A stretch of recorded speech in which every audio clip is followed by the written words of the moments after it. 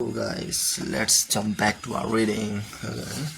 Authority, make your accomplishments seem effortless. Judgment, your actions must seem natural and executed with ease. All the toil and practice that you go into them, and also all the clever tricks must be concealed. When you act effortlessly as if you could do much more. Avoid the temptation of revealing how hard you work. It only raises question. Teach no one your tricks or they will be used against you. Or they will be observance of the law one. The Japanese era ceremony called cha no yu, hot water for tea, has origins in ancient times, but it reached its peak of refinement in the 16th century under its most renowned practitioner, Sen no Ryukyu. Although not from a noble family, Ryukyu rose to great power, becoming the preferred tea master of the Emperor Hideyoshi and an important advisor on aesthetic and even political matters. For Ryukyu, the secret of success consisted in appearing natural, concealing the effort behind one's work. One day, Ryukyu and his son went to an acquaintance's house for a tea ceremony. On the way in, the son remarked that the lovely, antique-looking gate at their house gave it an evocatively lonely appearance. "I don't think so," replied his father. "It looks as though it had been brought from some mountain temple a long way off, and as if the labor required to import it must have cost a lot of money.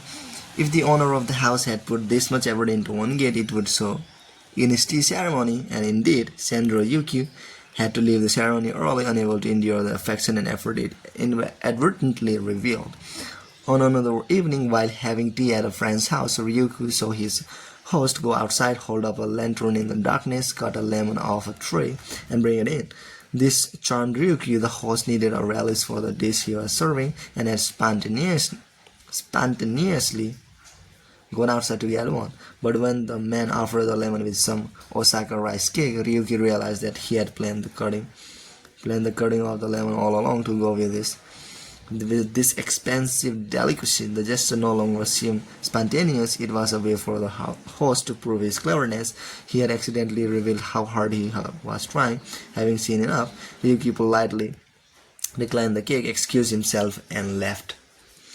Emperor Hideyoshi once planned to visit Ryukyu for the tea ceremony. On the night before he was to come, snow began to fall. Thinking quickly, Ryukyu laid around cushions that fit exactly on each of the stepping stones that led through the garden to his house. Just before dawn, the rose saw it had stopped snowing and carefully removed the cushions. When Hideyoshi arrived, he marveled at the simple beauty of the sight. The perfectly round stepping stones, unencumbered by snow, and noticed how it called no attention to the manner in which Ryukyu had accomplished it, but only to the polite gesture itself. After Sen no Ryukyu died, his ideas had a profound influence on the practice of the tea ceremony. The Tokugawa shogun Yorinobu, son of the great emperor Ieyasu, was a student of Ryukyu's teachings. In his garden, he had a stone lantern made by a famous master, and Lord Shikai Tadakatsu asked if he could come by one day to see it. Yorinobu replied that he would be honored and commanded his gardeners to put everything in order for the visit. These gardeners, unfamiliar with the precepts of cha no yu, thought the stone lantern mishapen, its windows being too small for the present taste. They had a local workman enlarge the windows. A few days before Lord Shikai's visit, Yorinobu toured the garden. When he saw the altered window, he exploded with rage, ready to impale on his words the fool who had ruined the lantern, upsetting its natural grace and destroying the whole purpose of Lord Shikai's visits. When Yorinobu calmed down,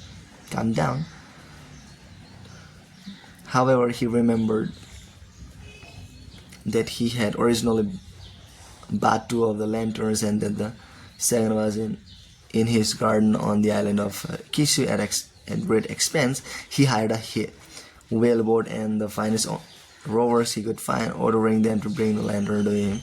Within 2 days, a difficult feat at best, but the sailors rowed day and night, and with the luck of a good wind, they arrived just in time. To Yorinobu's delight, this stone lantern was more magnificent than the first, for it had stood untouched for 20 years in bamboo thicket, acquiring a brilliant antique appearance and a delicate covering of moss. When Lord Sakai arrived later that same day, he was awed by the lantern, which was more magnificent than he had imagined, so gracefully and at one with the elements. Fortunately, he had no idea what time and effort it had cost Yorinobu to create this sublime effect. Okay. Interpretation. To send Noriyuki the sudden appearance of something naturally, almost accidentally, graceful was the height of beauty. This beauty came without warning and seemed effortless. Nature creates such things by its own laws and processes, but men had to create their efforts through labor and contrivance, and when they showed the effort of producing the effect was spoiled. The gate came from too far away, the cutting of the lemon looked contrived. You will often have to use tricks and ingenuity to create your effects. The cushion in the snow, the man rowing all night, but your audience must never suspect the work or the thinking that has gone into them. Nature does not reveal its tricks, and what imitates nature by appearing effortless approximates nature's power. Nature's power. Observance of the law too. The great escape artist Harry Houdini once advertised his act as the impossible possible. And indeed, those who witnessed this dramatic escape felt that what he did honestly contradicted common sense ideas of human capacity.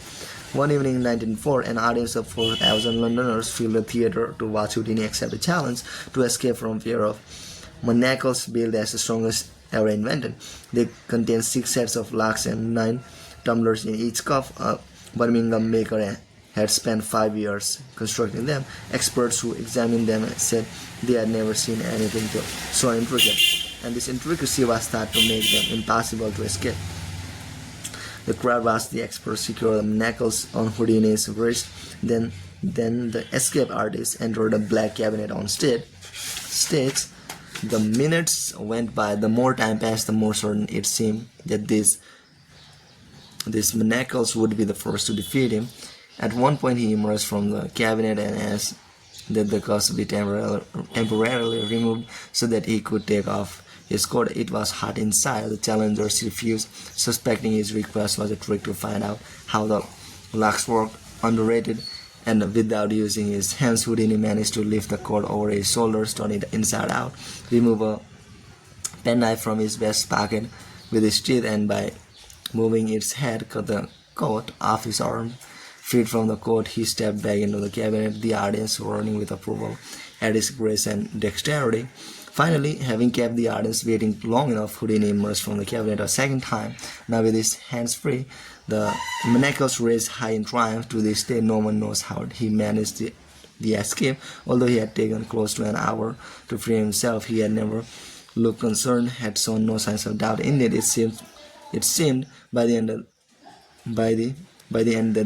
that he had drawn out the escape as a way to heighten the drama, to make the audience worry, for there was no other sign that the performance had been anything but easy. The complaint about the heat was equally part of the act. The spectators of this and other Houdini performances must have felt he was showing with them. These manacles are nothing, he seemed to say. I could have freed myself a lot sooner and from a lot worse. Over the years, Houdini escaped from the chained carcass of an embalmed sea monster, half octopus, half whale-like beast that had beached near Boston. He had himself sealed inside an enormous envelope from which he emerged without breaking the paper. He passed through brick walls. He wriggled free from straitjackets while dangling high in the air. He leaped from bridges into icy waters. His hands, manacles, and his legs in chains. He had himself submerged in glass cases full of water, hands padlocked, while the audience was in amazement as he worked himself free, struggling for close to an hour, apparently without breathing. Each time he seemed to court certain death, yet survived with superhuman aplomb. Meanwhile, he said nothing about his methods, gave no clues as to how he accomplished any of his tricks. He left his audience and critics speculating his power and reputation, enhanced by their struggles with the inexplicable. Perhaps the most baffling trick of all was making a 10,000 pound elephant disappeared before an audience's eyes, a feat he repeated on stage for over 19 weeks. No one has ever really explained how he did this for it. In the auditorium where he performed the trick, there was simply nowhere for an elephant to hide. The effortlessness of Houdini's escapes led some to think he used occult forces, his superior psychic abilities giving him special control over his body.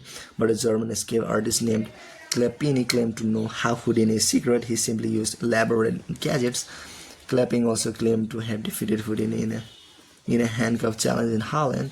Houdini did not mind all kinds of speculation floating around about his methods, but he would not tolerate an outright lie, and in 1902 he challenged Clapini to a handcuff duel.